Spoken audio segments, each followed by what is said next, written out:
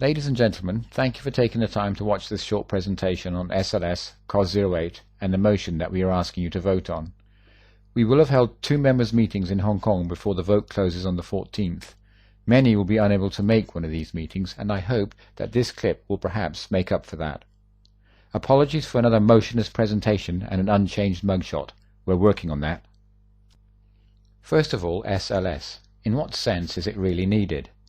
The need does not arise because our company is about to run out of cash. The GC and I have not changed our view on that. The question is, though, at what point do you have to take action? The day before you run out of cash? The week before? 6 months before? Obviously, there needs to be action in advance, and management have decided that the time is now. That the world is in a recession is clear, and many of us know others who have been badly affected by the slump. For our company, the belt-tightening that includes SLS has already resulted in a reduction in charges at CLK, and it allows us to continue to put pressure on our competitors. Only time will tell if management have called this right. Let's hope it's a better call than those they made on cargo pricing and fuel hedging. It would be tempting to withhold our support for SLS to somehow punish management for these poor decisions. The thing is that while withholding our support for SLS would make life difficult for management, it might not be in the best interests of our company. Perhaps we should for a moment put aside our frustration with management and focus on the interests of our company. Next, CoS 08. CoS 08 quite rightly has a bad rap. It was introduced by management without our consent. However, I would ask you to consider the following.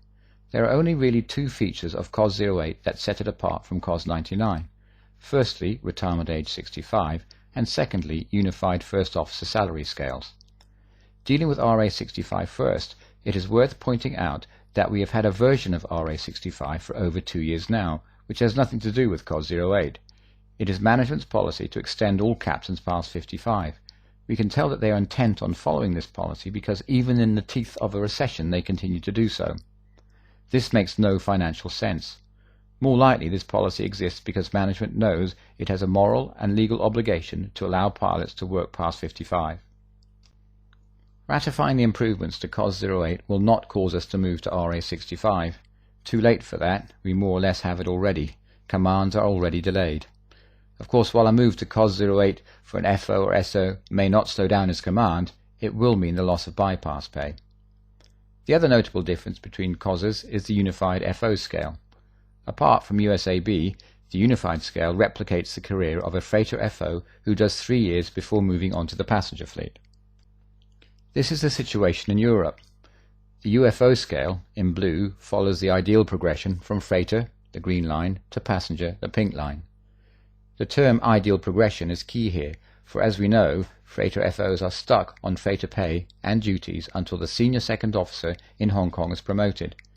In this recession, SO promotion is likely to be the limiting factor. The unified first officer, on the other hand, is not limited by second officer promotion. Movement along the ideal progression is built into the scale and there is no restriction to freighter duties. Of course, this triggers SO bypass pay, which we will continue to pursue through the courts. The one exception to this replication of career is USAB, where there would be a 6 to 8% shortfall for anybody transferring to CoS 08. Although there is protection to the end of 2013, our members in the US have a more complicated decision to make. However, apart from in the US, the UFO scales do a good job of replicating the ideal progression, and they have distinct advantages in an economic slowdown. Of course, moving to the UFO scale means choosing CoS 08, and that would mean the loss of bypass pay. Moving on to the vote. The GC is asking you to vote for the improvements to CoS 08. Does this mean you must choose to go to CoS 08? Absolutely not. Does this mean you must take part in SLS? Absolutely not. It is your choice whether you partake in SLS or move to CoS 08. We are simply asking you to ratify the improvements to CoS 08. The improvements to CoS 08 are 2 extra first officer pay points, longevity, better second officer bypass pay, and scope for our freighters. What is more, by endorsing the improvements to CoS 08, we also secure other improvements for everyone, including those that remain on CoS 99. These improvements include the end of freighter commands. All commands will now be on B scale in seniority, 25-year housing, access to new joiners, and more time for rostered association duties. By ratifying the improvements to CoS 08, we will not only secure the improvements to CoS 08, but we will also secure the other improvements for everyone. If we fail to ratify the improvements to CoS 08, there is a real risk that all these improvements will be withdrawn by management. To repeat one more time, we would like you to vote to ratify the improvements to CoS 08. This will secure improvements for everyone. If we ratify these improvements, do you then have to actually move to CoS 08?